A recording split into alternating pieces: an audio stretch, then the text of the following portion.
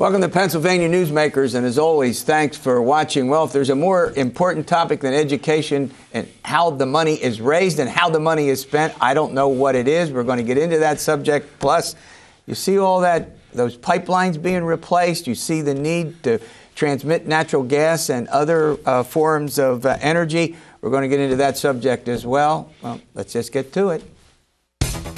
This is Pennsylvania Newsmakers, a fast-paced, unrehearsed weekly discussion with and about the leaders who shape your world. And now, here's your host, Terry Madonna. Well, as I indicated in the promo, I don't think there's a more important subject being debated in Harrisburg right now than education funding. Lots of issues surrounding education. I got Mike Crossey here. He's the president of the Pennsylvania State Education Association. Represents more than a few teachers in the state. Let me just put it that way. All right, Mike. Let's go to a couple of big issues. Certainly. The big debate right now. I mean, there's 4 or 5 big subjects. Education funding. Give us what in the perfect world, what would you like to see happen? I would love to see Governor Wolf's budget enacted intact. Okay. It's what I would love to see.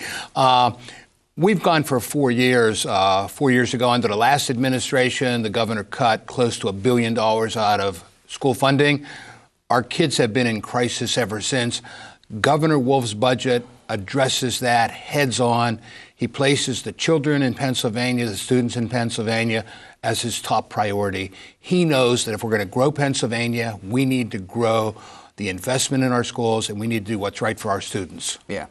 So now that's a little complicated, the governor's budget, because it also includes recommendations for major cuts in the property tax. 50%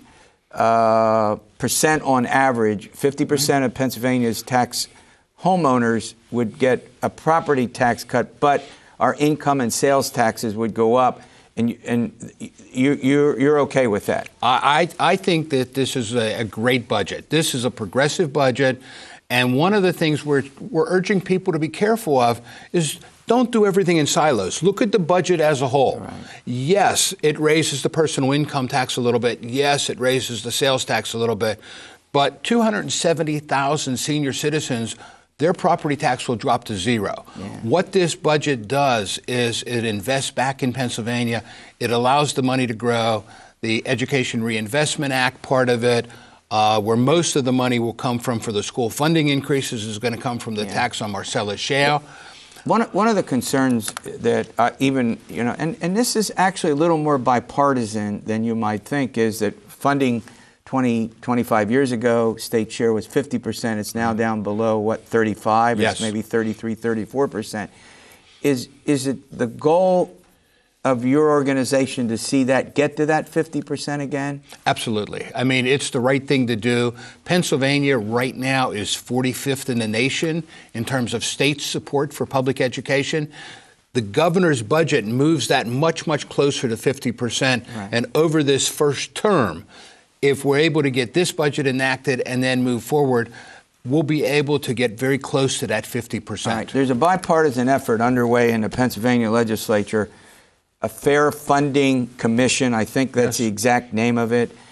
Republicans and Democrats are looking at the way the money is distributed to 500 school districts in the state, and some others would be part of that process too. Certainly. Fair funding.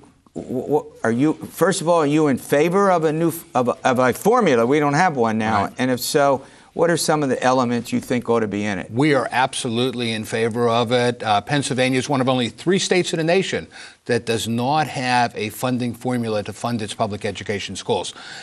We've been advocating for this for several years, and one of the reasons why that's so critically important is that we saw when the governor cut the money, the last governor cut the money, that it was cut so poorly that poor school districts, for example, Reading School District, their cut per student was $1,300 some. The neighboring district, Wissahickon, which is a well-to-do district, their cut was less than $100 per student. That's got to change. Isn't the point that wealthier school districts have healthier tax base to start out with. And absolutely. And let's include rural schools here. We're not just talking about urban schools, absolutely. Right? We're talking about school districts that don't have the inherent resources to fund their own schools. So a funding formula that would drive more money and more equitably drive money into school districts. We're talking about poverty. We're talking about children more at risk. Yes. I mean, we don't have to get into the specifics of it, but it ought to be, are you saying it should be comprehensive? That's what I keep hearing from people. It should definitely be a comprehensive funding formula that allows the state to put money where it's needed to be put. Right. You know, and part of that is charter reform too. But at the same time, the goal is that no matter where you grow up, no matter what your zip code is, every child has a shot at a fair education that allows them to grow up and be productive citizens. And it might also take the politics out of the funding, which is almost inescapable. All right, when we come back, we're going to talk about pensions and the importance of education to jobs, something that I think everybody would agree. It's maybe how we get there that we might disagree on. We'll be back with Mike Crossey in a moment. This broadcast of Pennsylvania Newsmakers is presented by the Pennsylvania Chamber of Business and Industry, the statewide voice of business.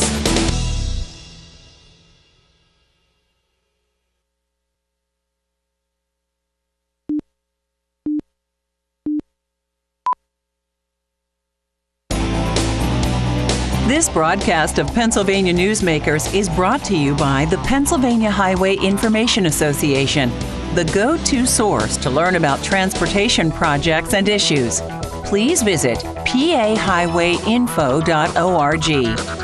And by the Pennsylvania Manufacturers Association. Business in Pennsylvania is our business.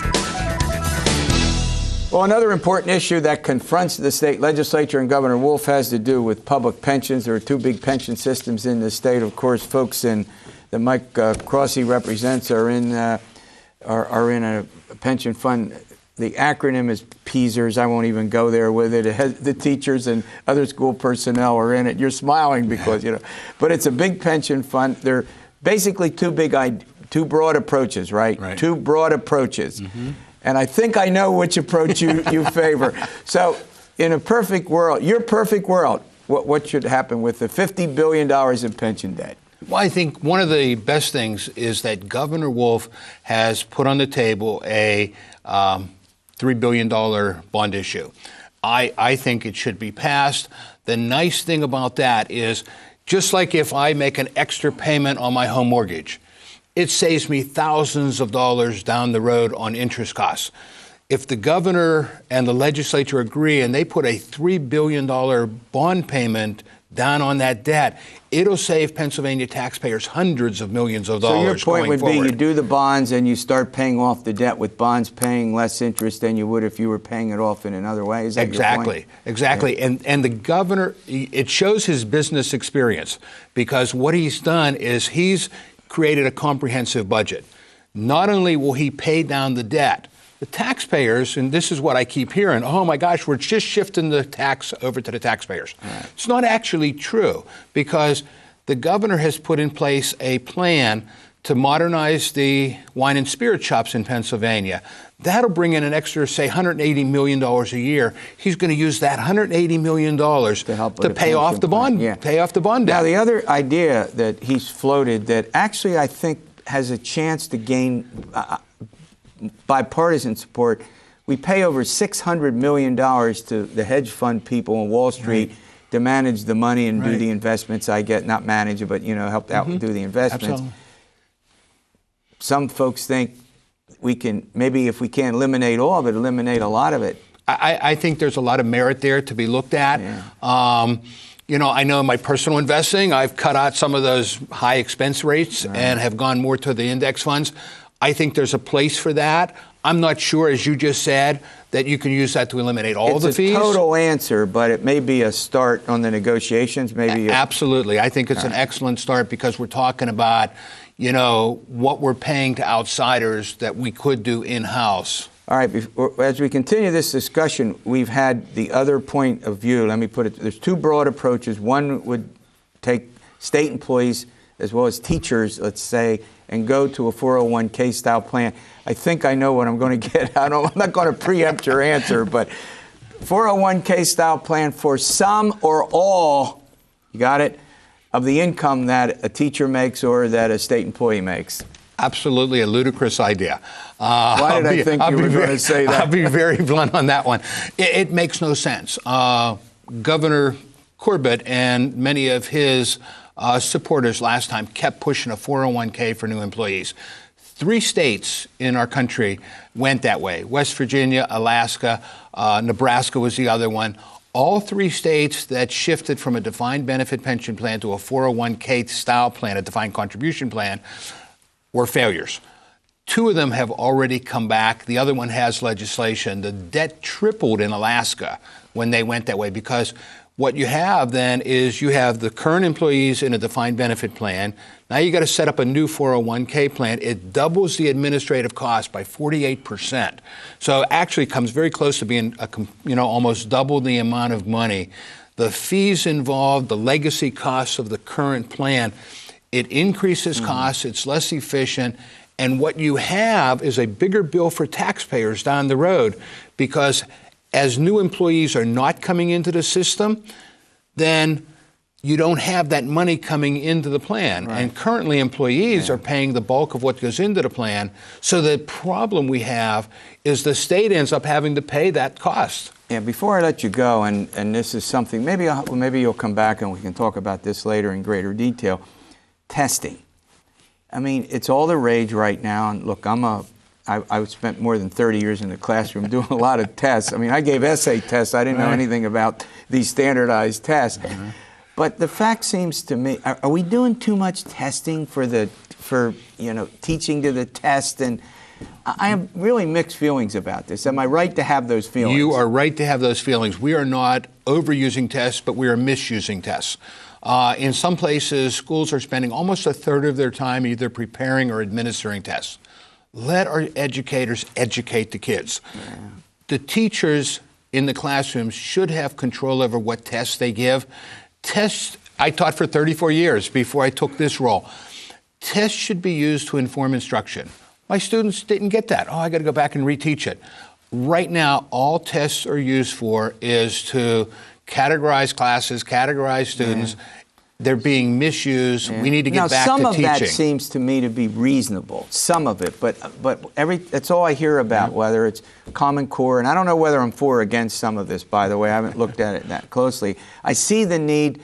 I mean, we have state tests here, and whether there should be national standards or not, I can't wrap my head around whether that's suitable for all school districts, where students are placed, where they are, and what levels they're in, and I mean, we all want kids to learn, let's be honest, but, there needs to be some flexibility in it, right? Some flexibility. My goodness, let's put common sense back into public education. All right, thanks for coming on the program. Always a pleasure. Infrastructure, how we get energy from one place to another, it's renewed. The President and Congress has an issue before them that would get into infrastructure replacement. We're going to talk to a local expert on that after these words. This broadcast of Pennsylvania Newsmakers is brought to you by Pennsylvania Credit Union Association. Pennsylvania Credit Unions, where people are worth more than money. To find a credit union that is right for you, check out ibelong.org. And by the Energy Association of Pennsylvania, Pennsylvania's energy information source.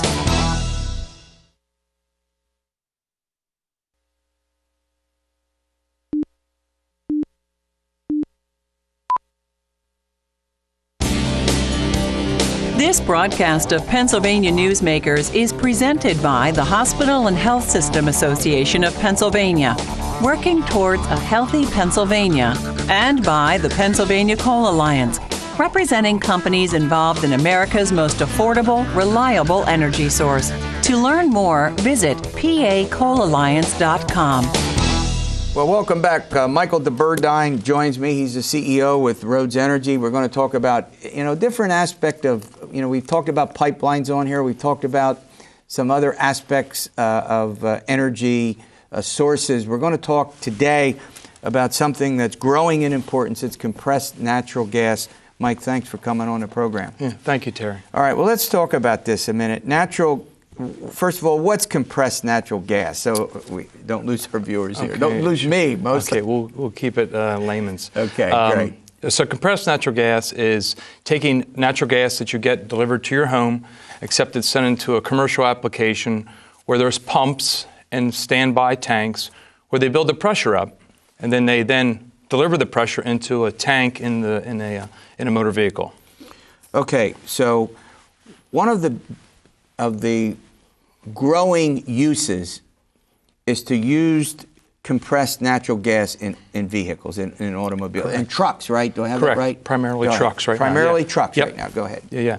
So, this is not a new technology. There's millions of these vehicles around the world today. The U.S. has about 250,000 vehicles running on compressed natural gas. It's better for long-haul vehicles. Those are bigger use vehicles. The infrastructure is extremely expensive, and so to get a good ROI for the fleet, and they need to burn a lot of fuel. Okay, so moving ahead on this, is the problem that there aren't sufficient fueling stations for cars, let's say, where you jump on a Pennsylvania Turnpike or you get on Route 80, it's not. But even how many times do you go by in the roads right in front of your house? You know what I mean? Yeah. 15 gas stations. Yeah. There's a couple 100,000 gas stations in the U.S. today. In Pennsylvania, there's about 29 CNG, compressed natural gas refueling sites. And there's about I think that's one right there. 3 on the monitor. There is. Right? That's our location in Fredericksburg, Pennsylvania, northern Lebanon, on the I-78 corridor, exit 6. Mm-hmm. So there's only 3 in this region that are for public use: Pottsville, New Holland, and Fredericksburg. So obviously, it's pretty well spread out. Yeah. Yeah. So there are plans for significantly more activity. Now, this would help for reducing carbon monoxide emissions. We have this big debate about this. Go Particulates, ahead. yeah. So there's a lot of paybacks, environmental and monetary paybacks for using CNG. So you mentioned carbon monoxide, about 75% less than diesel fuel. Particulates, about 95% less than diesel fuel. The cost is about $1 less per diesel fuel in today's market when we've seen a falling diesel fuel prices. Right. So there's an excellent payback on the fuel. Do you think there's a real use? I mean, first of all, over 90% of this is produced in our country, right? Correct. So we get rid of that that reliance on foreign sources. Does this have real practical application for cars? Isn't that what most people would ask? Yeah, I will tell you, because the infrastructure right now is so expensive, the site that we have... And gasoline's so cheap. The infrastructure, so, but the gasoline is cheap today. But the infrastructure, just to do an add-on to our location in Fredericksburg, our partner, U.S. Gain, spent a little about $1.5 million just for 2 pumps. So we're going to run to a break. When we come back, I want to ask you what you're doing in particular to help create, the infrastructure and to develop this. I'm still a little confused as to why, I'm confused most of the time, why this doesn't have more application when it's here, cars, and I understand how it's tough to, change the current production of cars and the way they're fueled. We'll be back. We'll get, he's the expert. Well, I'll go to him in a moment. This broadcast of Pennsylvania Newsmakers is brought to you by the Pennsylvania Medical Society.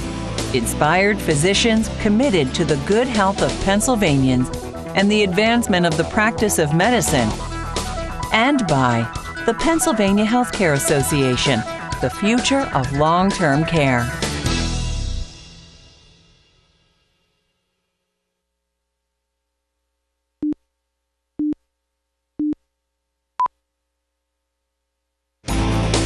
This broadcast of Pennsylvania Newsmakers is brought to you by the Pennsylvania Business Council and by the Pennsylvania Business Council Education Foundation. I'm talking with Mike DeBerdine. He's the head of Rhoads Energy. We're trying to figure out natural gas versus petroleum. I don't know if it's a complete substitute. Mike's our expert. He's helping me get into some of the details of this. All right. the infrastructure is there to take compressed natural gas and to use it in cars. It's expensive. Is that what you're saying? It is expensive. The cost to upgrade a truck, Class A truck, big tractor trailer. Yeah, about $40,000. Whoa. Can be a little bit less, can be a little bit more. It just depends on the actual product. But if a fleet of 5, if a fleet turns over and says, okay, we're going to make 5 of our vehicles CNG, they're going to save about $70,000 in operating costs annually. So you can see within a couple of years they've got a full return on investment. They can get their money back. Yep. So this location that we have. So you're doing this actually. We are. You're doing it, and where are you doing and this we did now? in Fredericksburg, Pennsylvania, northern Lebanon County, right on the I-78 corridor. Okay. And we partnered with U.S. Gain, a very reputable group. They have 41 locations throughout the country. Here, 8 in Pennsylvania, either under construction or under operation. And they put the horse before the cart, which is a lot of these facilities. It's a tremendous investment with that. If you don't have a fleet, that's going to support it. Right. And this location, they have a client, McQuaid Trucking, out in Western PA, who's bringing volume to that site because it's a depot for them in Fredericksburg. But they've developed the site for commercial use, for the public to use. Right. So that makes, so everybody's going to make a little bit of money. It's not, U.S. Gain is not underwater. We're participating on it, and the McQuaid Trucking's got a great ROI. Yeah. So what you're saying is now, if you have a fairly sizable trucking company, it probably pays you to do it. If you're a small trucking company, you might want to be looking for a partner, or somebody a smaller location. You can't do it alone. Yeah. And automobiles, no time in the foreseeable future. The upgrade. I know you are. Because it's the greatest application. I know it is. It's about a $10,000 upgrade right now. There's a couple vehicles that are out there. Now there are some grants that the state offers, and they're sometimes available, but you can't guarantee. But what we like most about the alternative fuels of natural gas and propane. We do auto gas also, which isn't a propane. It's another conversation, but. Is that the products can stand on their own 2 feet without these grants. Yeah, but you also indicate here that you working with a school district. Yeah, we had a tremendous amount of success. We have Hempfield School District down in Lancaster County. They put an RFP out. We brought in Autogas for their 100-bus fleet. Yeah, it's a pretty big significant, couple 100,000 gallons. I see what you're saying now. Yep. You could maybe start to link up with fleets here and there, and depending on and that's autogas, that's propane, but still, it's an alternative fuel, and we embrace all these alternative fuels, especially the natural gas byproducts, and in this Marcellus region are just availing so much opportunity for the market. Well, you've helped this host to have a better understanding of this. I think this was an important discussion. I want to thank you for taking time to come in. Thank you for having us here. All right, we'll see you next week. Another edition of Pennsylvania Newsmakers, and as always, stay well.